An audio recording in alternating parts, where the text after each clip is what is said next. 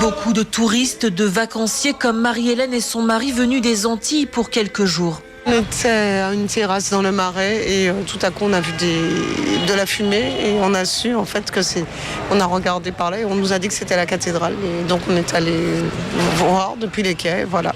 C'est triste, j'espère que, je sais pas ce qu'on va pouvoir reconstruire, mais c'est vrai que c'est vraiment très embêtant pour les chrétiens et puis pour la France, voilà. C'est un trésor de notre patrimoine que nous perdons. C'est effrayant, quoi. C'est parti comme ça, tout d'un coup, là, on a vu une fumée, puis après, le clocher qui est tombé, toute la toiture. Des images que tous ne sont pas prêts d'oublier. Paris, Aline Druel, RCI. Et maintenant, notre invitée dans ce journal, c'est la ministre des Outre-mer, Annick Girardin. Bonjour Annick Girardin. Bonjour à toute la Guadeloupe, bonjour à vous, merci de cette invitation. Alors cette actualité pose déjà une question concernant le report de l'allocution du président de la République Emmanuel Macron. Du coup, savez-vous quand est-ce qu'il va s'exprimer ? Non, je ne le sais pas plus que sans doute l'ensemble des ministres. Vous savez, cette décision, le président de la République l'a pris hier devant nous, comme nous tous, devant des images affreuses. Le drame, effectivement, qu'on avait sous les yeux de cet incendie qui ravageait Notre-Dame. C'était 856 ans qui partaient en flammes. On a tous eu très peur et peut-être sans doute beaucoup plus peur parce qu'on a ce matin quand même quelques bonnes nouvelles sur ce qui a été préservé. Alors, je n'ai pas de date du report de l'allocution du président.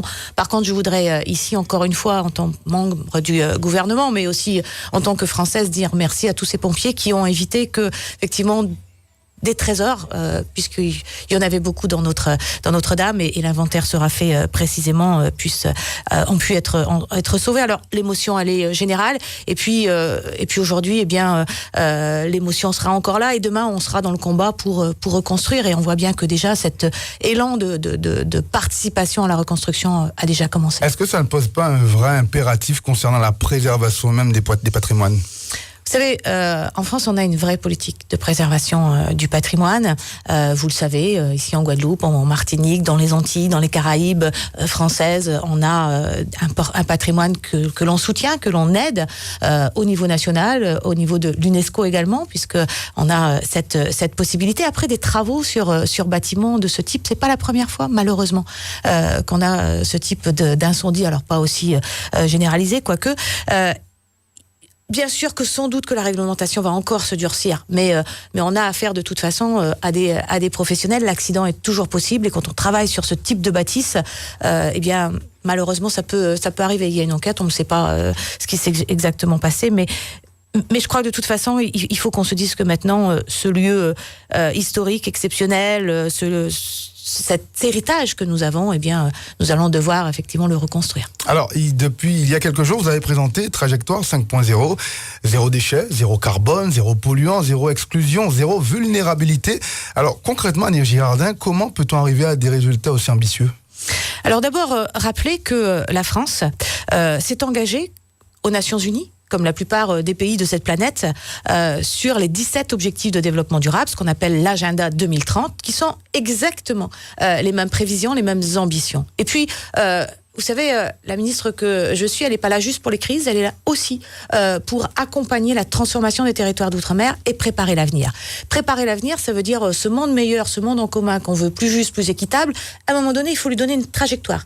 Il faut lui donner un délai, même si ça paraît ambitieux. Et aujourd'hui, qu'est-ce que demandent nos concitoyens ? Bien sûr, il y a une fracture sociale et il faut effectivement l'accompagner, et on a ce zéro exclusion. Mais au-delà, regardez aussi tous ces jeunes aujourd'hui qui défilent dans le monde entier pour demander à la classe politique, aux responsables politiques de prendre conscience de leurs responsabilités, c'est-à-dire d'être ambitieux pour l'avenir. Eh bien, l'outre-mer, aujourd'hui, peut être en avant, et moi, j'estime que l'excellence, les solutions pour ce monde meilleur, ce zéro carbone, ce zéro déchet, ce zéro vulnérabilité, eh bien, on peut y être, et il faut y aller. C'est pas un gadget. Quand je suis ici en Guadeloupe, ou il y a quelques jours en Martinique, ou demain à Mayotte, eh bien, il y a des solutions concrètes à chaque fois que je peux montrer. Aussi au territoire, des solutions adaptées ou... Alors, adaptables aux autres territoires, mais plus largement adaptables à tous les États insulaires. Vous savez, les États insulaires, c'est ceux qui polluent le moins. J'ai préparé la COP21, j'étais secrétaire d'État au développement et à la francophonie. Les États insulaires, c'est ceux qui polluent le moins et ceux qui sont les plus frappés. C'est le cas aussi des territoires d'outre-mer. Nous sommes extrêmement sensibles au dérèglement climatique, vous le savez. J'arrive de Saint-Martin et où on a payé quand même pour le voir. Et on voit bien que si on réagit pas fortement, eh bien, les générations qui sont là, mais celles qui vont venir aussi, eh bien, pourront nous demander des comptes et ils auraient raison. Alors moi, je m'implique et j'ai une ambition. Et c'est porté, je l'espère, par le plus grand nombre. Je pourrais rien, hein. L'État pourra rien seul. Rien seul, comme moi la ministre des Outre-mer, ça ne fonctionnera, ça ne marchera que si les politiques s'engagent, que si les associations, si les entreprises s'engagent et si tous les citoyens s'engagent. D'accord. Alors justement, dans ce fameux plan, hier, vous vous êtes arrêté du côté de Bainbridge pour lancer le plan pauvreté. Alors, quand on sait, Madame la Ministre, que la misère, les exclusions, la pauvreté peuvent prendre plusieurs formes, comment on peut lutter efficacement contre tous ces fléaux, puisqu'il y en a plusieurs? Alors, ce qui est effectivement compliqué aujourd'hui, c'est de se dire que cette fracture sociale, cette pauvreté existante sur les territoires d'outre-mer, qui est 2 fois, 3 fois plus importante que dans l'Hexagone, on n'a jamais réussi à la faire reculer. On n'a jamais réussi à la faire reculer. Moi, je veux bien entendre toutes les critiques. Ceux qui disent que le gouvernement va pas assez loin, mais pas assez de moyens. Mais si on en est là, c'est qu'on n'a pas réussi. Et donc, posons-nous les bonnes questions. Peut-être parce qu'on n'a pas agi tous ensemble. Peut-être parce que ces politiques manquent de cohérence, de sens, de concertation. Et j'ai relevé... en lançant effectivement la conférence pauvreté ici en Guadeloupe, comme nous l'avons fait sur d'autres territoires d'outre-mer, après la stratégie qui a été lancée par le président de la République en 2018. J'ai aussi parlé de cette conférence territoriale de l'action sociale et de la famille, portée par la présidente du département, que je veux ici remercier pour son travail, et qui justement avait décelé cette difficulté d'accompagnement, de cohérence, de sens. Eh bien, c'est d'abord ça. C'est d'abord travailler ensemble. C'est la méthode que je porte, c'est-à-dire co-construction et méthode projet. On est tous ensemble et on a tous les mêmes objectifs. Après, il faut des outils, il faut des moyens. Et ça, c'est ce qu'ont besoin d'entendre nos concitoyens. Alors il va y avoir des moyens, 3 millions d'euros apportés au département pour cette année. On ira jusqu'à 5 millions d'euros par année et on va monter progressivement. La notion de microcrédit, vous en avez parlé aussi. Voilà. Alors, 1 euro mis par le département, 1 euro mis par l'État, ou vice-versa, pour des actions. Ça, c'est ce qui est prévu dans le plan pauvreté. Et moi, j'ai ajouté, toujours dans le sens de la trajectoire 5.0, parce que ça va être, c'est simple, la trajectoire 5.0, elle sera accompagnée financièrement, et petit à petit, on verra que 100%, c'est mon objectif, des projets qui seront financés seront labellisés 5.0. Sinon, ça n'a pas de sens. Hein. Si à un moment donné, on ne dit pas c'est comme ça qu'on va labelliser les projets et c'est là que l'argent viendra, on n'aura pas de sens. Donc, qu'est-ce que ça veut dire? Ça veut dire du microcrédit, bien sûr, dans les aides supplémentaires du ministère des Outre-mer. C'est 1,8 million d'euros qu'on va mettre à la disposition, notamment des associations. Je crois beaucoup aux associations. On va pouvoir aussi soutenir des projets de terrain. Et là, je crois qu'il est important de se dire que les Outre-mer, mais comme les Français en général, connaissent pas leurs droits. Et je l'ai vu, par exemple... Quand on dit ça, ça veut dire quoi? Mais ça veut dire tout simplement qu'on rencontre des personnes qui nous expliquent que malheureusement, ils vivent avec 250 euros par mois. Eh ben, c'est pas possible. Ça veut dire qu'on les a pas correctement accompagnés. Ça veut dire qu'on leur a pas dit quels étaient leurs droits. Ça veut dire qu'on les a pas accompagnés dans les démarches. La simplification de notre système administratif, il est essentiel. D'ailleurs, pas que celui de l'État. L'ensemble, effectivement, de notre structuration. Et puis, il y a des réponses particulières. On a des enfants, aujourd'hui, tout simplement, un exemple concret, qui déjeunent pas le matin. Ben, c'est pas possible. C'est pas possible d'abord parce que pour la santé, ça a des inconvénients et pour l'éducation aussi. On n'est pas prêt effectivement à affronter une journée d'école si on n'a pas un petit déjeuner au départ. Eh bien, il y aura ce petit déjeuner gratuit dans toutes les classes du primaire. Il y aura aussi la cantine à 1 euro si les collectivités veulent le mettre en place avec nous. Il y aura des maisons de santé parce que la santé est une vraie préoccupation outre-mer. Il y aura des emplois de jeunes, ou ce qu'on appelait des animateurs de rue. On peut leur donner d'autres noms aujourd'hui. Eh bien, il y aura ce type d'emploi parce qu'au quotidien, il faut accompagner les jeunes dans leur détresse. Alors, vous demandez, j'ai bien entendu dans ce que vous venez de dire, cette fameuse cantine à 1 euro, si j'ai bien entendu, si les collectifs veulent bien le faire. Mais quand on entend traditionnellement nos collectivités se plaindre d'un désengagement de l'État, est-ce qu'il n'y a pas de quoi nous se poser des questions? Vous dites que l'État fait des efforts, les collectivités quotidiennement disent qu'il y a une baisse de dotation. Alors, qu'est-ce qu'on doit comprendre? Celui qui écoute, l'auditeur lambda, il doit comprendre quoi?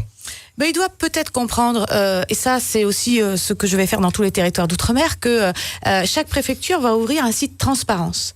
Et que moi je peux pas entendre que l'État se désengage, parce que c'est faux. C'est faux que l'État se désengage. C'est faux que l'État se désengage en moyens financiers. Et c'est vrai que l'État est aux côtés des collectivités à chaque fois qu'il y a des difficultés. Alors, bien sûr qu'on voudrait que l'État fasse plus. Et moi, j'aimerais pouvoir faire plus.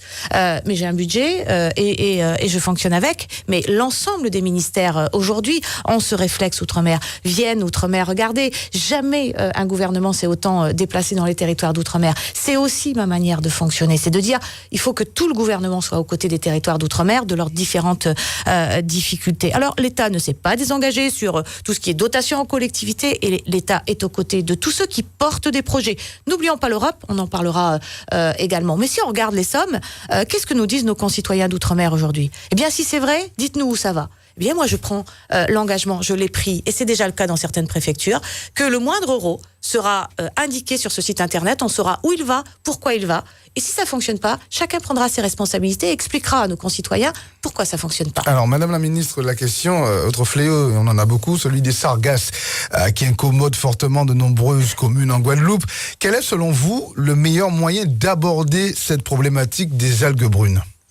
Alors, on a deux choses à faire. D'un, éviter que ça prolifère, comme malheureusement c'est le cas depuis quelques années, et puis ensuite valoriser davantage.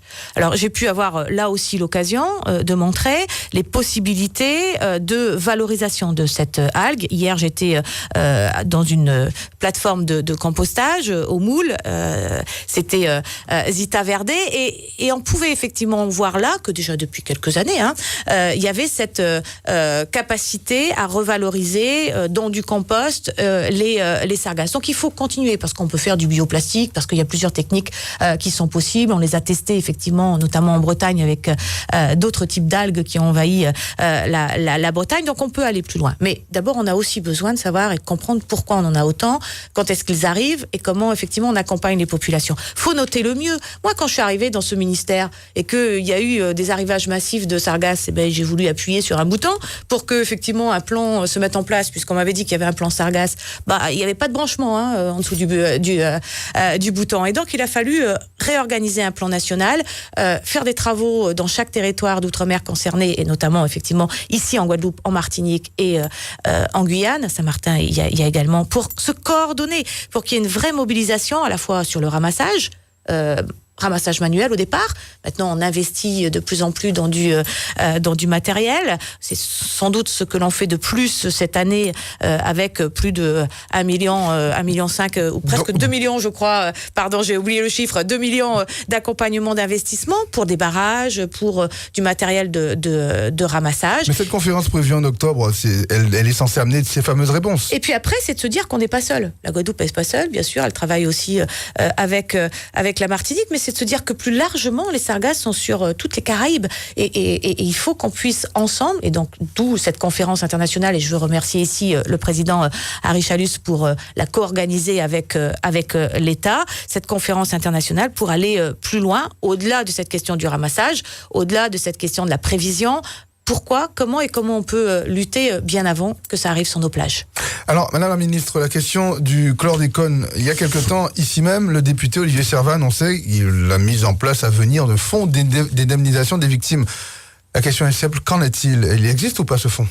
Alors, il n'existe pas aujourd'hui, ce fonds.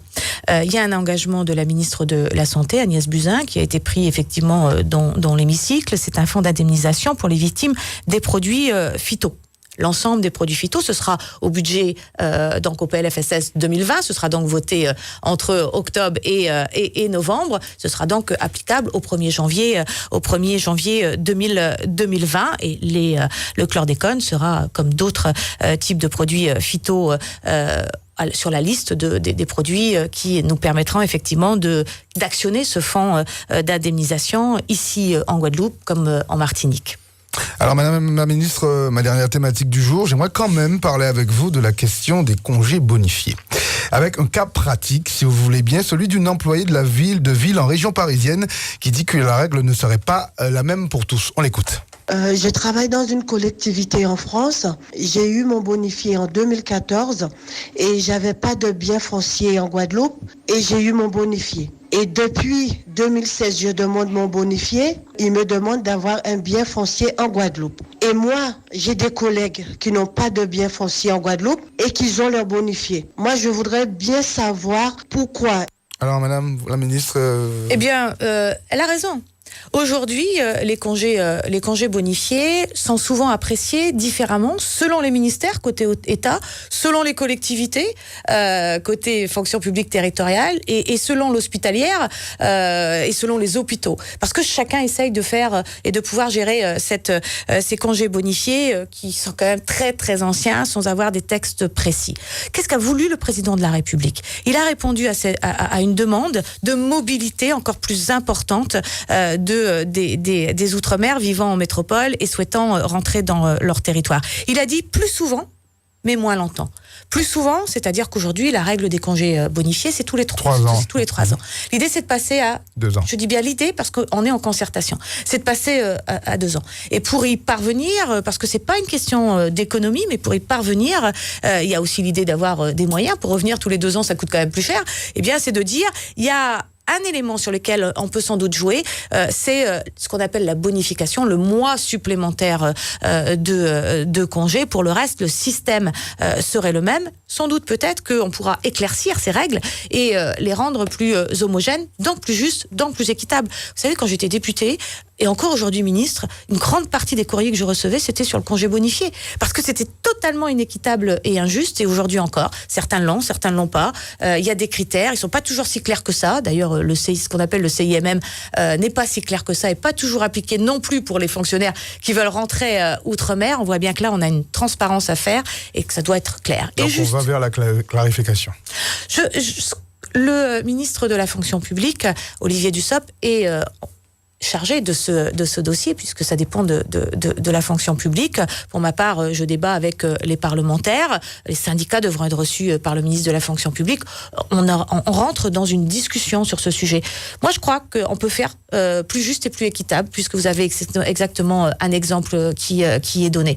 Après, il y a plusieurs questions qui se posent. Vous savez, aujourd'hui, et c'est normal, nos concitoyens nous demandent ce que l'on fait avec l'argent des Français en règle générale. Et on voit bien que ce système, il n'est pas juste, il n'est pas équitable. Et moi, quand je discute ici avec des Guadeloupéens, qu'est-ce qu'ils me disent ? Ils me disent, vous savez, la moitié de ceux qui viennent en congé bonifié, eh bien, ils passent la moitié de leur congé bonifié dans des îles autour qui ne sont pas françaises. Est-ce que c'est fait pour ça ? Non. Merci à vous, madame la ministre, d'avoir répondu ce matin à nos questions. Voilà, c'était Annick Girardin, ministre des Outre-mer. Restez avec nous, on poursuit ce Carib 7h dans un instant, juste après la pause. Il est 7h20. RCI Matin, l'info, toute l'info.